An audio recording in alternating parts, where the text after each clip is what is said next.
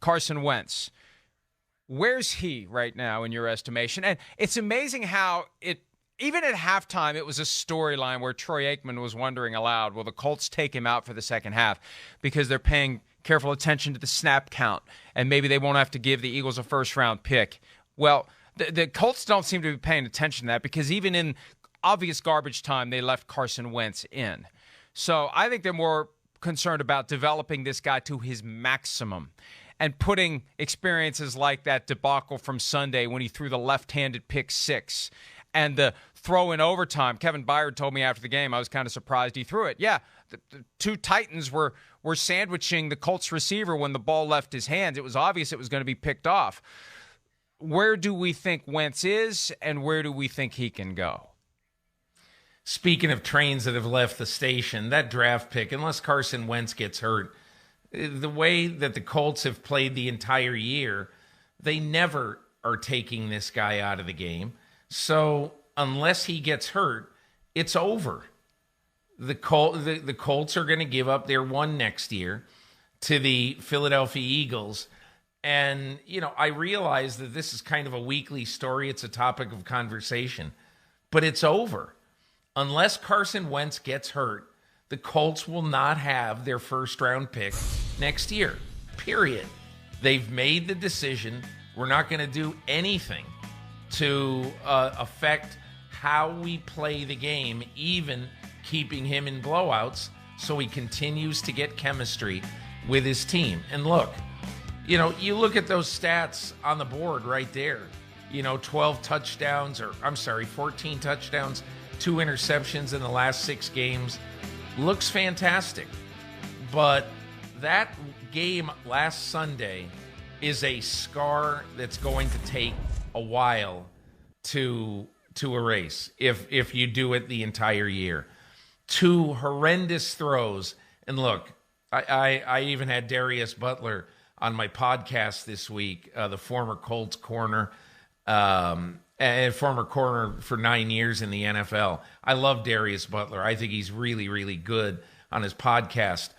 But Darius Butler totally, I think he said 80%.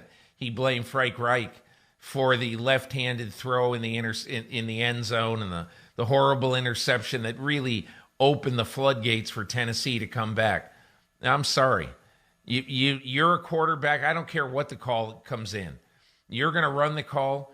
That's a play where you throw the ball at the feet of your offensive lineman, period. That's a play that there's no way you do what he did and hand the opposition 7 points. If you want to blame the coach, some go ahead. But a quarterback does not allow that to happen, period. So, look, I applaud Carson Wentz for playing pretty well last night because he did play well last night. But I'm going to remember that game on Sunday for a while. And, Peter, it was stunning because after the game, Frank Reich took the blame for calling a screen pass in that circumstance because there's no good way out of that maze. Well, if you remember the play, Carson Wentz contemplated just ditching it early and pulled it back. Yes. And that's when he got swallowed. And at the very end, he consciously, I think, as conscious as he could have been in that moment, was trying to avoid a safety and assumed the risk of a touchdown in order to avoid the safety. And in some respects, the safety would have been worse because other team gets 2 points and the ball. So at least they had a chance to go down and tie the game. Not that all those thoughts are ricocheting through his mind in that moment. I just think he's trying to avoid the safety, and he throws the ball up in the air, and it just so happens it gets caught and walked in for a touchdown. But it's not Frank Reich's fault. Now, it's maybe Frank Reich's fault because he didn't account for the reality. He's got a quarterback who doesn't know when to quit. And that's the thing that he needs to learn, whether it gets him injured or whether it gets him in a spot where he throws a left-handed pick six. He's got to learn when to quit. The best quarterbacks know when to pull the plug on a play and move to the next down. And that's the one thing that has plagued Carson Wentz his entire career. Can I just tell you the one thing I thought, and I'm sorry we're 4 days late and even one game since then, but Mike, if you look at that play again and you look at it in regular speed, you're exactly right. he took his right hand and he like pump faked it like he was going to throw it at the ground. And then to me, after he's getting swallowed up by 3 Titans, or as he's getting swallowed up, to me, that looked like the actions of a panicked quarterback. He did not respond to the situation with the sort of mature cool that a quarterback needs to respond to a tough situation. And that's the thing that really got me about that. He had a proper way of dumping out of that play, and that is throwing the ball at 80 miles an hour at the feet of a guard. And he didn't do that. Now, could something bad have happened on that play? Could it have taken a weird bounce? Anything could have happened. But what did happen, as you see this, watch. See, why in the world doesn't he throw the ball at the feet of this offensive lineman? Why? Just tell me. It's just beyond absurd to me. I thought that was one of the craziest plays, and quite frankly, one of the most irresponsible plays I've seen a quarterback make. Now, I will say this. To the extent that the play was designed to go to Mo Alley Cox, and that's what Frank Reich said after the game, the idea that he's going to block someone and then spring free in that circumstance, that deep in their own end, that's probably not the best screen to call. So I'll agree with that. But still, Carson Wentz has to have the presence of mind. And some quarterbacks have it and some don't. Sims and I were talking earlier this week about Aaron Rodgers, a topic that undoubtedly will be coming up later in this program for different reasons. But the photo of him last week with the chin strap up over his nose, the old school chin strap with no padding on it. And I said to Sims, isn't it amazing this guy's been playing all these years and he's never gotten popped in the chin or the jaw hard enough to get him to say, I better put a pad on my chin strap. And Sims said, look, the guy is in complete command. He knows when he's going to get, he knows how to move amid all of the chaos and everything that's going on. He always stays cool and in command of exactly what he needs to do. That is skill/art. And not a lot of guys have that. And that's one of the reasons, in addition to having an arm that can drop a football into the smallest of windows, but his presence of mind to stay calm amid chaos is a rare trait.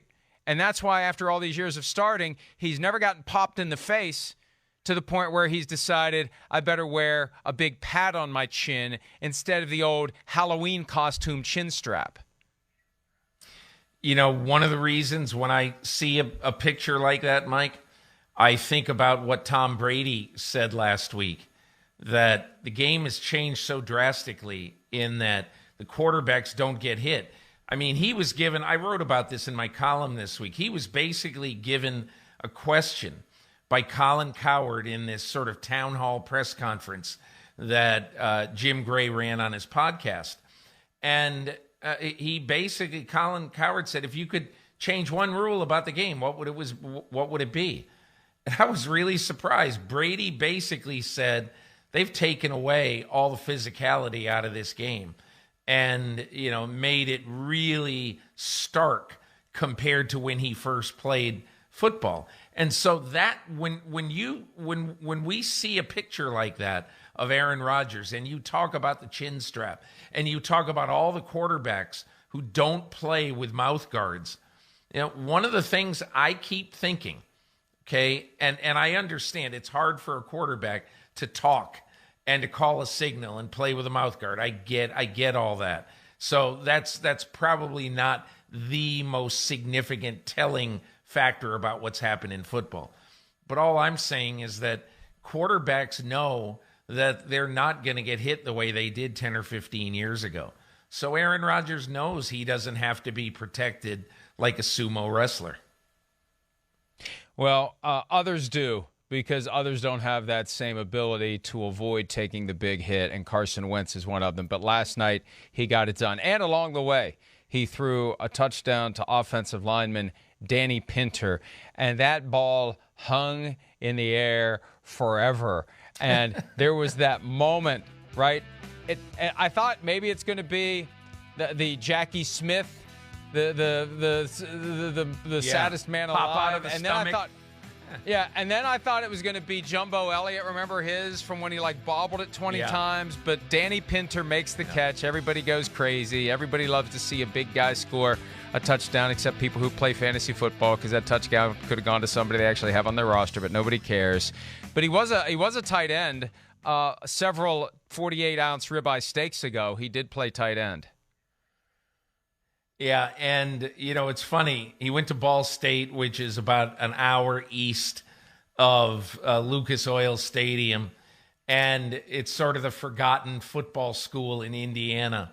But I really thought last night, to me, last night said a lot of great things about the Indianapolis Colts. They said that, they've had some injuries, obviously. They've got some good depth on the roster. I understand there's a lot of haranguing and gnashing of teeth about the in and out of the lineup of T.Y. Hilton. I mean, how do you not like Pittman with what you've seen in him? And I think they're building some good depth at the receiver position. So, I really think the Colts are a good team that still is very, very much alive in the wild card chase. And I look at the Colts right now and I just say, their schedule has got some real pockmarks the rest of the way. It's got some toughness the rest of the way.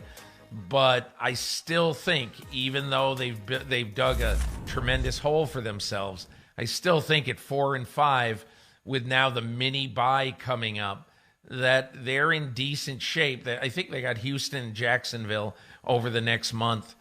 Look, they're still very much in it, Mike. Oh, they absolutely are, and the Jets are not. So the Mike White, Zach Wilson chatter can end. Robert Saleh said after the game that both White and Wilson could practice next week. I still don't know exactly what happened to White. It looked like the wrist. They said it was the forearm. Whatever it was, he wasn't able to come back and play.